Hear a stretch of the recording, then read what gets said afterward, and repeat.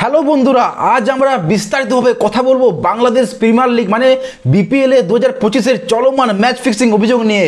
প্রথমেই বলে রাখি, বিপিএল 2025-এর দশম আসরে ম্যাচ ফিক্সিংয়ের অভিযোগ উঠেছে, যা ক্রিকেটের সততা নিয়ে প্রশ্ন তুলেছে। বাংলাদেশ ক্রিকেট বোর্ড মানে বিসিবি এই অভিযোগগুলোকে গুরুত্ব সহকার নিয়ে একটি স্বাধীন তদন্ত কমিটি গঠন করেছে, যার নেতৃত্বে আছেন সাবেক বিচারপতি মির্জা হোসেন হায়দার।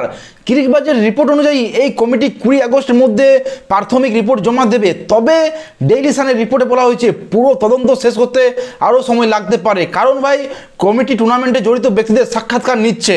এখন চলুন অভিযোগগুলোর বিস্তারিত দিকে যায়। প্রথম আলো এবং অন্যান্য সূত্রে বলা হয়েছে যে বিসিবির অ্যান্টি করাপশন ইউনিট প্রায় 10 থেকে 12 জন স্থানীয় ক্রিকেটার এবং কয়েকজন বিদেশি খেলোয়াড়ের বিরুদ্ধে তদন্ত করছে। এর মধ্যে 6 জন বাংলাদেশ জাতীয় দলের প্রতিনিধিত্ব করেছেন। এছাড়াও 4টি ফ্র্যাঞ্চাইজির নাম তদন্তে উঠে এসেছে। টিবিএস নিউজের রিপোর্ট অনুযায়ী 8টি ম্যাচে সন্দেহজনক কার্যকলাপ, যেমন ইচ্ছাকৃত ওয়াইড, নো বল, ধীরগতির ব্যাটিং এবং প্রশ্নবিদ্ধ দল নির্বাচন নিয়ে তদন্ত চলছে। কিছু নির্দিষ্ট অভিযোগের কথা বললে, একটি ফ্র্যাঞ্চাইজিকে ম্যাচ হারার জন্য কথিত 400 কোটি টাকার প্রস্তাব দেওয়ার খবর ছড়িয়েছে ভাই, 400 কোটি।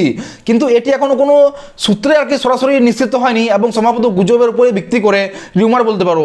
একইভাবে ঢাকা ক্যাপিটালস বনাম রংপুর রাইডার্স ম্যাচে বোলার আলাউদ্দিন বাবুর টানা 3টে ওয়াইড বলকে সন্দেহজনক বলে উল্লেখ করা হয়েছে, কারণ ব্যাটিং মার্কেটে এমন রানের পূর্বাভাস ছিল ভাই।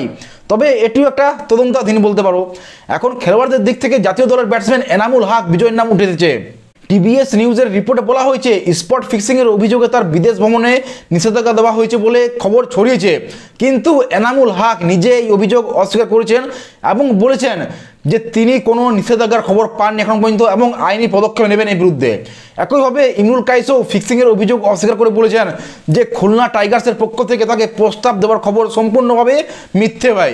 বিসিবি প্রেসিডেন্ট ফারুক আহমেদ বলেছেন, যদি কোনো খেলোয়াড় বা অফিসিয়ালের বিরুদ্ধে অভিযোগ প্রমাণিত হয় তাহলে কঠোর শাস্তি দেওয়া হবে।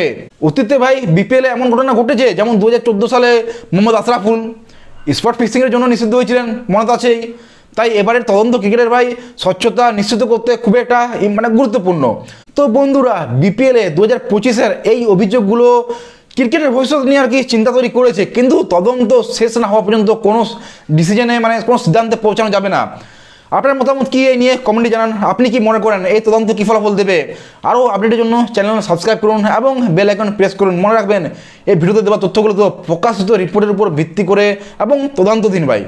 তো ধন্যবাদ দেখার জন্য। পরের ভিডিওতে আবার দেখা হবে।